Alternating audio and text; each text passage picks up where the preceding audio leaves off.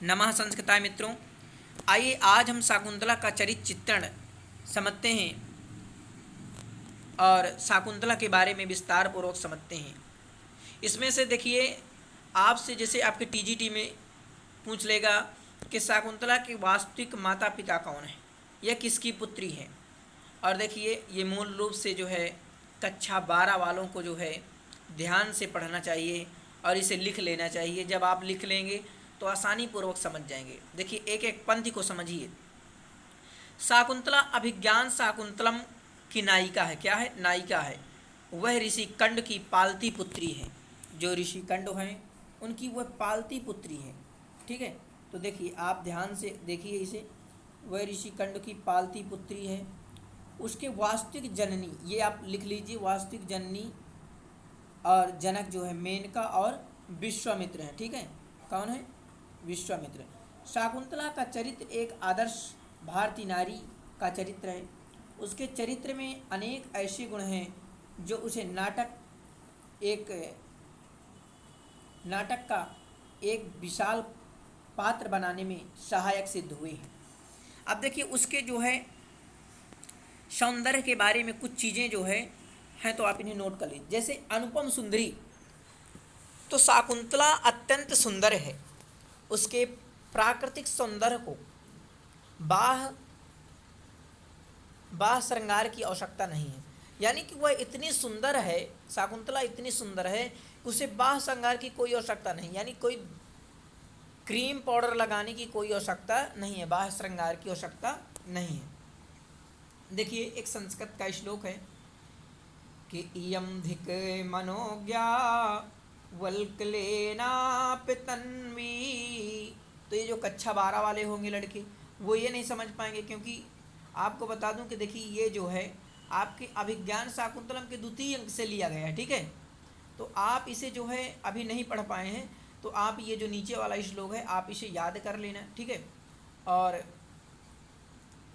ऊपर वाला कर याद कर पाएँ तो वो भी लिख देंगे तो बहुत अच्छा। एक सुंदर उसके राजा इसमें जो है शाकुंतला को देखकर मन मोहित हो जाता है और शाकुंतला में वह खो जाता है, तो वही वर्णन किया गया है। तो राजा दुष्यंत उसके अलौकिक रूप सौंदर्य को देखकर उस पर मुग्ध हो जाते हैं और उसके सौंदर्य का वर्णन करते हुए कहते हैं कि अधरहा किस लय रागः कोमल बिटपानुकारिणो बाहो कुसुमलोभनीयं यवनमंगेषु संदहम्। उसके जो ओंठ हैं, अधरा ओंठ जो हैं, किसलय क्या कोमल बिटपानुकारिणो बाहु, वो राजा दुष्यंत जो है शाकुंतला को देखकर ही मन मोहित हो जाते हैं और वो इसके एक एक अंग को देखते हैं और उस पर जो है मनमुग्ध हो जाते हैं। आगे आइए देखिए, समझते हैं। शालीनता, शाकुंतला में शालीनता कूट कूट कर भरी हुई है। वह सुशीला और लज्जाशीला है। राजा दुष्यंत के सानिध्य यानी पाश, राजा दुष्यंत के सानिध्य की आंकड़ी होते हुए यानी पास में होते हुए भी जब उसे ऐसा अवसर प्राप्त होता तो वह राजा से कहती, मुंचितावन्मयां भूयोवपि सखी जनमा अनुमानयिष्यसे। तो देखिए, इसमें जो है अब वो शालीनता उसमें एक एक कूट कूट, क्योंकि वो शाकुंतला लज्जाशील बहुत है, बहुत लजा जाती है। पति प्रेम, शाकुंतला अपने पति राजा दुष्यंत से अत्यंत प्रेम करती है। वह उनके वियोग में इतनी व्याकुल हो जाती है कि आश्रम में आए हुए ऋषि दुर्वासा का अतिथि सत्कार नहीं करती है। ठीक है, तो जो शाकुंतला है वही ऋषि दुर्वासा का अतिथि सत्कार नहीं करती है और उनके साप की भागी बनती है।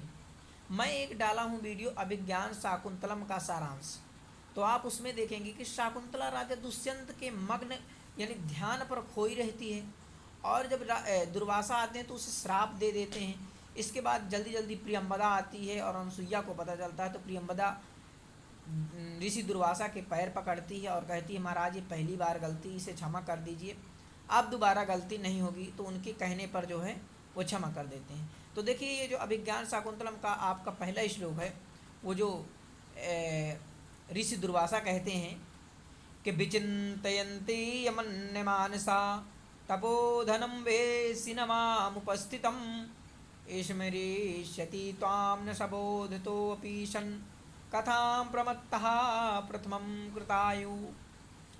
अब विचिन्तयन्ति यमन्यमानसा, हे शाकुंतले, अब वो श्राप दे देते हैं दुर्वासा ऋषि कि तुम जिसके चित्त पर खोई हुई हो, जहाँ पर तुम्हारा मन लगा हुआ है, और तपोधनम वेसी न माम उपस्थम, इस तपोवन में तुम हो लेकिन जो है उपस्थित, तपोवन में उपस्थित, अब तपोवन में उपस्थित कौन है? ऋषि दुर्वासा। तो तुम तपोवन में उपस्थित ऋषि दुर्वासा का अति सत्कार नहीं करती हो, तो वह जिसके स्मरण पर तुम याद कर रहे हो, जिसको स्मरण कर रही हो, वो भी तुम्हें क्या करेगा? कथाम प्रमत्ता प्रथमम कृतायु, वो भी तुम्हें भूल जाएगा शाकुंतले। ठीक है, आगे बात करते हैं। देखिए, आपको लिख देना है प्रकृति प्रेम। शाकुंतला को पेड़ पौधों, लता कुंजों, पशु पक्षियों से विशेष अनुराग है।